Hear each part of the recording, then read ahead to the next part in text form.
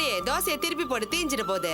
நீ என்ன நின்னு கிடக்குற? சாம்பார் ஊத்துக்க. சாம்பார் வேணுமா? வாங்குறது 2 இட்லி சாம்பார்னு சாம்பார தொட்டு துண்ணு குடிக்காத பா.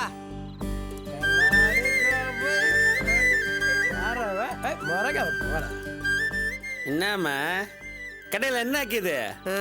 இட்லி தோசைக்குது. உனக்கு என்ன வேணும்?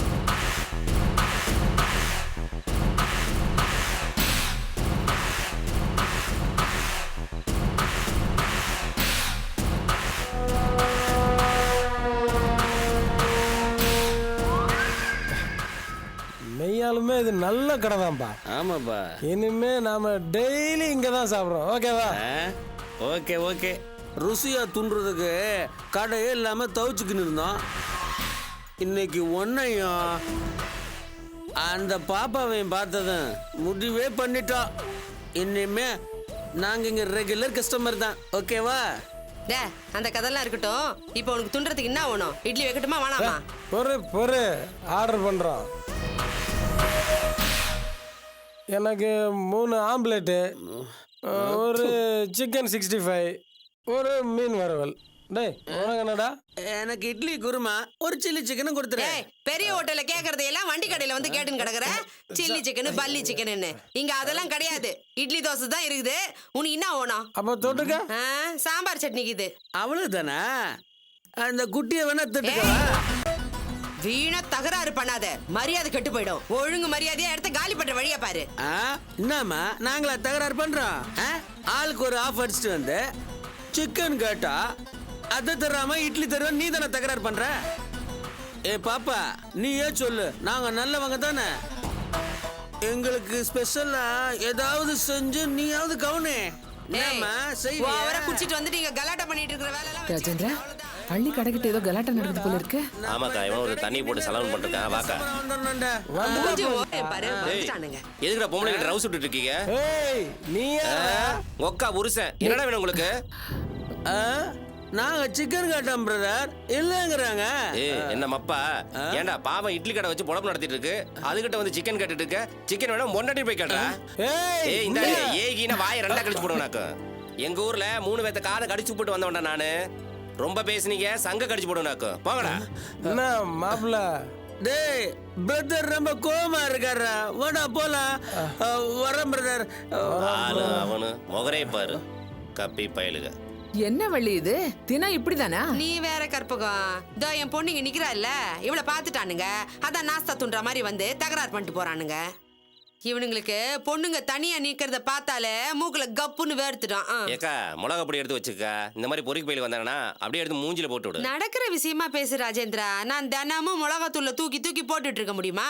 ஐயோ இந்த உலகத்துல ஆம்பளை துணை இல்லாம பொம்பளைங்க தனியா வாழவே முடியாது. நான் என்ன மட்டும் மனசுல வச்சுன்னு சொல்லல, அபியும் சேர்த்து தான் சொல்றேன். கற்பகா, அபிக்கு காலகாலத்துல சீக்கிரமா சட்டு புட்டுன்னு இன்னொரு கல்யாணம் பண்ற வழிய பாரு. அபிக்கு கல்யாணம் பண்றதா தான் இருக்கும் வள்ளி. அத பத்தி தான் பேசிக்கிட்டு இருக்கோம். அப்படியா? சரி, அதுக்கு அபிக்கு என்ன ஒத்துக்குமா? ஒத்துக்க வச்சிட வேண்டியது. ஐயோ நல்ல விஷயம் பேசிருக்கீங்க. உட்காருங்க, நான் உங்களுக்கு சூடா 2 தோசை சுட்டு போடுறேன். சாப்பிட்டு போங்க. வேண்டாம் வள்ளி, உன்னை சும்மா பாத்துட்டு போலாம் தான் வந்தோம். நல்லா இல்ல. உங்க வீட்டுக்கு வந்தா மட்டும் என்ன சாப்பிட வச்சிட்டு தானே அனுப்புறீங்க. அதெல்லாம் ஒத்துக்க மாட்டேன். உட்காருங்க. தள்ளுமா தள்ளு தோசை போடலாம். நான் ராஜேந்திரா உங்களுக்கு முட்டை தோசை போட்டுமா? அத போட்டுறேன். என்ன உட்காரு சாப்பிட்டு போவேன். இங்கிலீஷா? என்ன எழுதி வச்சிருக்க? இந்த பிக் லெட்டர் எழுதிட்டல, ஸ்மால் லெட்டர் எழுது.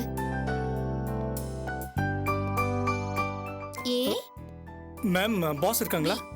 இப்படி என்ன கிரி, முக்கியமான விஷயமா? ஆமா மேம், ஒரு முக்கியமான விஷயமா தான் பேச வந்திருக்கேன். என்ன விஷயம் பாஸ்? எழுது. இதோ பாருங்க பாஸ், உங்க தங்கச்சி குழந்தைங்க எல்லாம் படிக்குது. என்னடா உளர்ற? சாரி பாஸ், ஏதோ ஒரு குழப்பத்துல நான் என்ன பேசுறேன்னு எனக்கே தெரியல. இப்போ தெளிவா பேசுறேன். உங்க தங்கச்சி குழந்தைங்க எந்த ஸ்கூல்ல படிக்கிறாங்க? சொல்லுங்க பாஸ், விஷயம் இருக்கு சொல்லுங்க. கான்வென்ட்ல தான் படிக்கிறாங்க. அப்போ உங்க பையன் எங்க படிக்கணும்? அவனும் கான்வென்ட்ல தானே படிக்கணும்.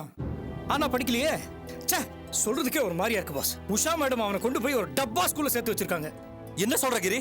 ஆமா பாஸ், நான் எதிர்ச்சியா சென்ட் தாமஸ் மவுண்ட் பக்கம் போனேன். அங்க ஒரு மோசமான ஸ்கூல்ல இருந்து அவங்க உங்க பையனை கூட்டிட்டு வரத நான் பார்த்தேன். ஆதியோட பிசினஸ் சாம்ராஜ்யத்தை கட்டி காக்க வேண்டிய பையன் ஒரு ஓட்ட ஸ்கூல்ல உடஞ்ச ஸ்லேட்டோட படிச்சிட்டு இருக்கான் பாஸ்.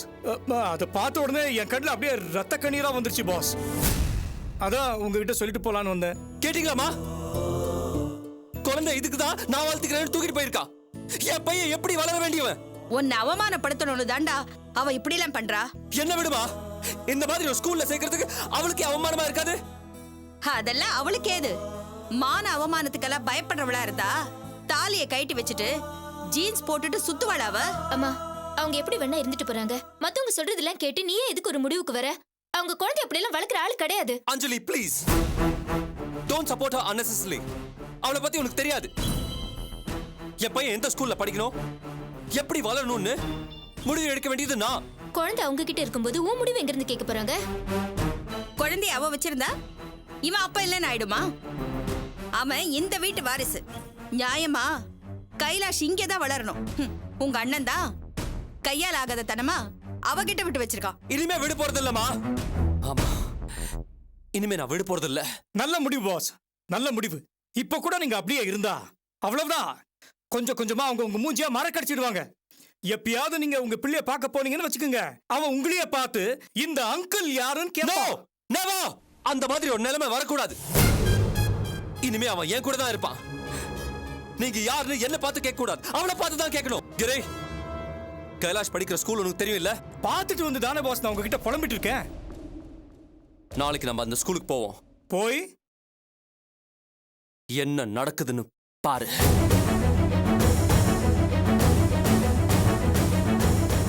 மேம் கிளம்புறேன்.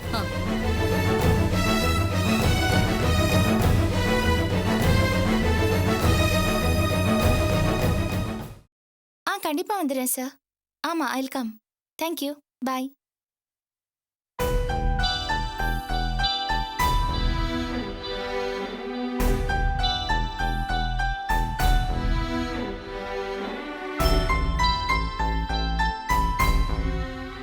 அம்மா, என்னாச்சு? ஒரு மாதிரியா இருக்கு.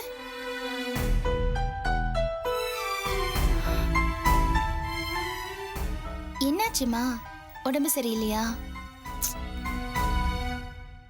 என் வாழ்க்கை முடியறதுக்குள்ள இந்த வீட்ல நல்லது நடக்கும்னு ரொம்ப ஆசைப்பட்டேன். ஆனா எதுவும் நடக்கிற மாதிரி தெரியல. ஏம்மா இப்படி பேசுற? பின்ன எப்படி பேசும்? பிள்ளை விஷயத்துல எங்க அக்கா நினைச்ச மாதிரி என்ன நடந்திருக்கு? ஏன் மாமா எப்பவுமே இந்த மாதிரி புதிர் போட்டு பேசுறீங்க? புரியுற மாதிரி சொல்லுங்களேன். எல்லாம் முறையா நடந்துச்சுன்னா நான் ஏன் எப்படி பேச போறேன்? புரியல. என்ன தம்பி புரியல? தாய்க்கு 4 பிள்ளைங்க, கடைசி 2க்கும் கல்யாணம் ஆயிடுச்சு. அதுல ஒருத்தன் குழந்தைய பெற்றுட்டு அப்பா கூட ஆயிட்டான். ஆனா மூத்த 2 தனியா இருக்கு. அபி, உனக்கு தெரியாது இல்ல, உனக்கும் கல்யாணம் ஆகியும் உன் புருஷன் கூட வாழ முடியாத சூழ்நிலை. ஆனா ஆனந்திக்கு கல்யாணம் ஏற்பாடெல்லாம் நடந்து மண்டை வரைக்கும் போய் அதுக்கப்புறம் பிரச்சனையாகி நின்று போச்சு. ஆர்த்தி ஒருத்தனை கூட்டு போய் கல்யாணம் பண்ணி ஏதோ இழிச்சுக்கோ பறிச்சுக்கன்ட்டு ஏதோ குடும்பம் நடத்திட்டு இருக்கு.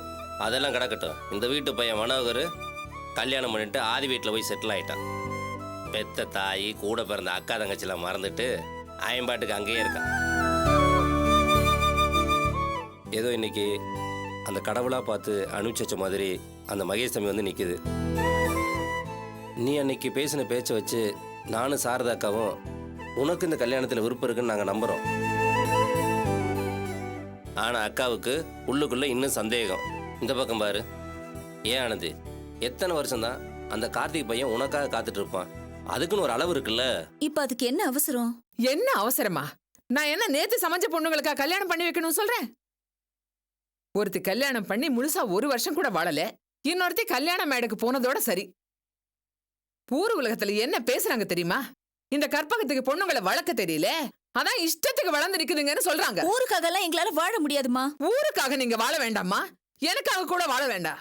ஆனா உங்களுக்காக நீங்க வாழணும் இல்ல? இப்ப நாங்க வாழற வாழ்க்கையில என்ன பிரச்சனை?